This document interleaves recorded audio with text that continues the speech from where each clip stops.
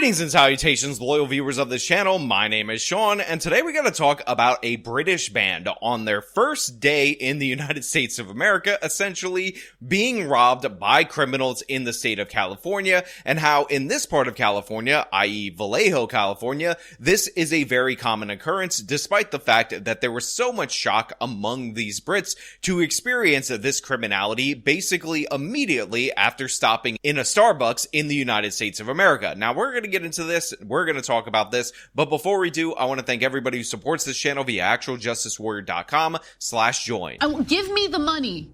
Give me the money. Okay? Get down, Lauren, get down! Video shows the moments British band Sports Team was robbed in Vallejo Tuesday morning.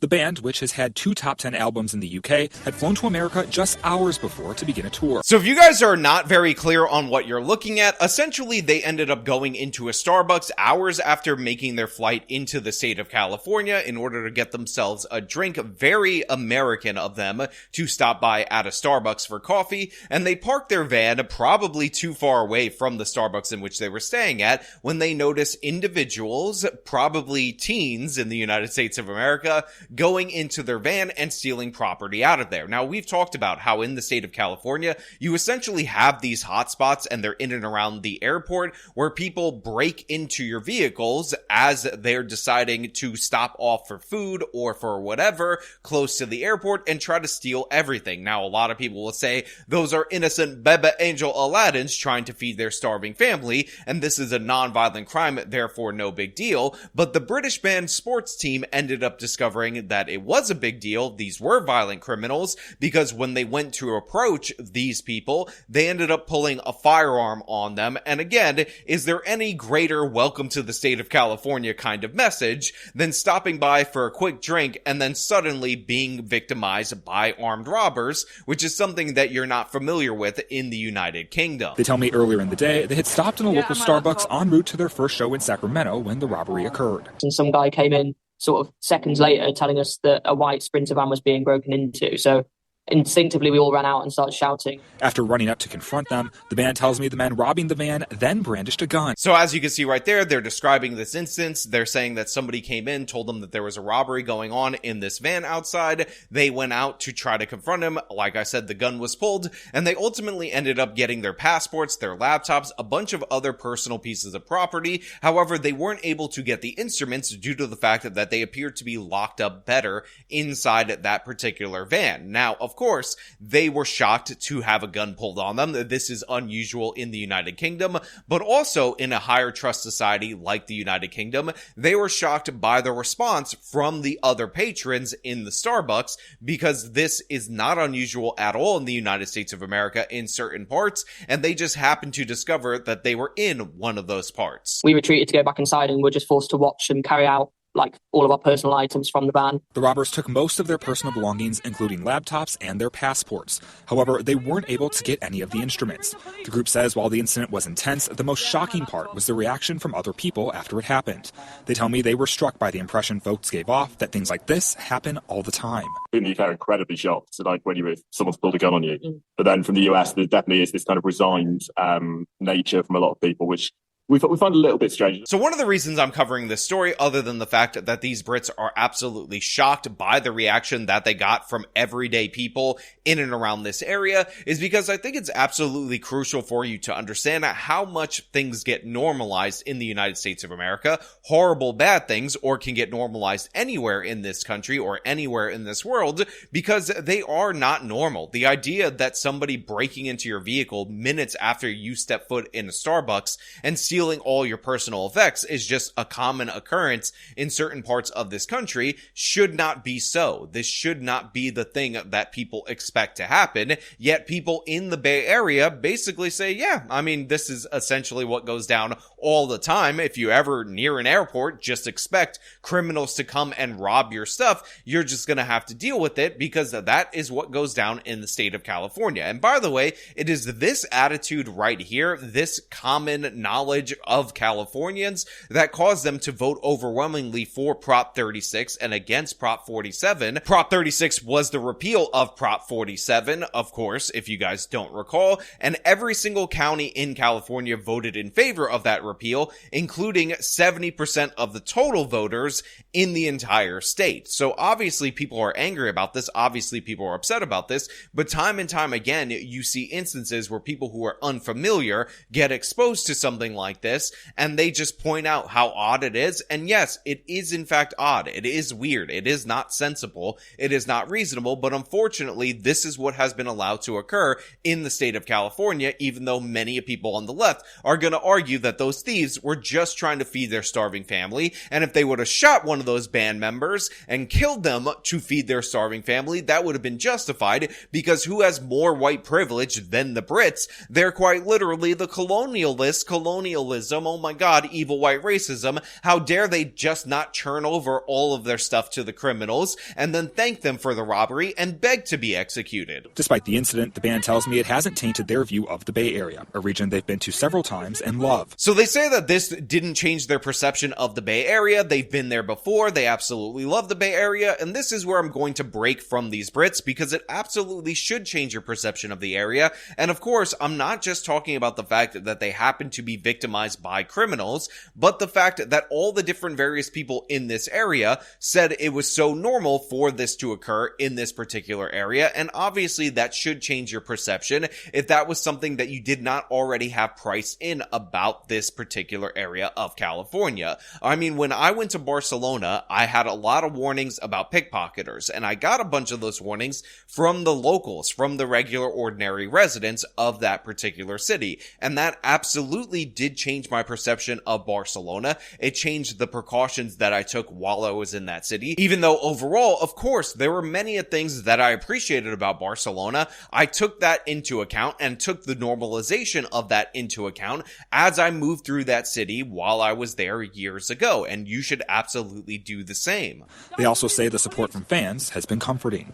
I think we've been so overwhelmed by the response we've had from our fans, from people like within the Bay Area, and sort of like, people reaching out to say that they have family members in Sacramento and can they help? And you definitely don't feel alone in this situation. Another thing that should change your perception about this Bay Area is this article that we talked about on this channel before, that essentially, while in many places across the United States of America, it is incredibly difficult for you to fly without identification, fly without a passport, it turns out that in the city of San Francisco, in their airport and in Oakland, because thefts of people's personal effects, including their passports, are so common in that area, they have workarounds that they don't have in the majority of cities in order to compensate for the fact that people constantly get their stuff stolen. So again, this is something that has not only occurred often in this particular area, but it's occurred so often that it's actually resulted in policy changes, unique adjustments in order to counterbalance the criminality,